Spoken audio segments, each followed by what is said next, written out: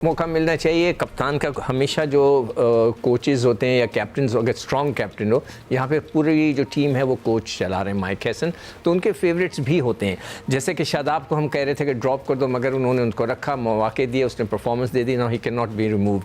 जो मेरे नज़र में है कि दो आप चेंजेस कर सकते हैं इसके अंदर, नाफे को रखें और उसको पूरे मैचेस दें ताकि हमें उसका पोटेंशियल पता लग जाए। ये ना कि कभी इधर खिलाया कभी निकाल दिया, नहीं, एक दफ़ा आप उसको पूरा मौका दें और उसको कह दें।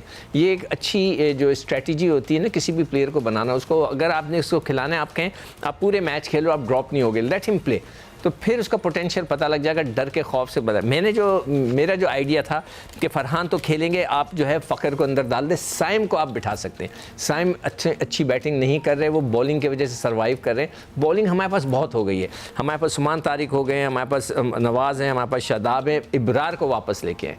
इब्रार के आप नहीं कर सकते, अगर आप बॉलिंग का मुआवजना करें तो इब्रार जो है वो बहुत ही आईसीसी के रैंकिंग में आपने उसको ड्रॉप कर दिया। मैं तो हैरान हूँ, सिर्फ इसलिए कि वो उनको शादाब को एकोमोडेट करना चाह रहे थे। ये हमने सब ने बात कर ली, चलें जो हो गया सो हो गया। तो मेरे हिसाब से आप उसको शादाब को वापस उसको इब्रार को वापस लेके आएँ, एक बाबर को हटाएं, एक साइम को हटाएं और उधर पकड़ लिया, तो आपकी बैटिंग भी हो जाती है, बॉलिंग भी तगड़ी हो जाती है। नीचे आपके पास जो है वो मिल जाता है फास्ट बॉलर आपका मिर्ज़ा, और आपको फ़हीम भी है। तो फ़हीम से आप एक ओवर जो कराते हैं ना वो सेकंड वाला करें, पहला नया बॉल आप उससे आके करवाएं मिर्ज़ा से, और स्लिप भी रखें ताकि उसकी जो स्विंग होती है वो अच्छी गेन कर रहा है, उसमें रिदम आया हुआ है, तो वो इससे फ़ायदा होगा। तो मेरे हिसाब से ये दो चेंजेस होनी चाहिए कि बाबर और आप साइम को ऊपर से हटाकर एक फ़खर को ले आएँ और एक जो है आप इब्रार को वापस लेके आएँ। सिकंदर, मैं भी सुन रहा था,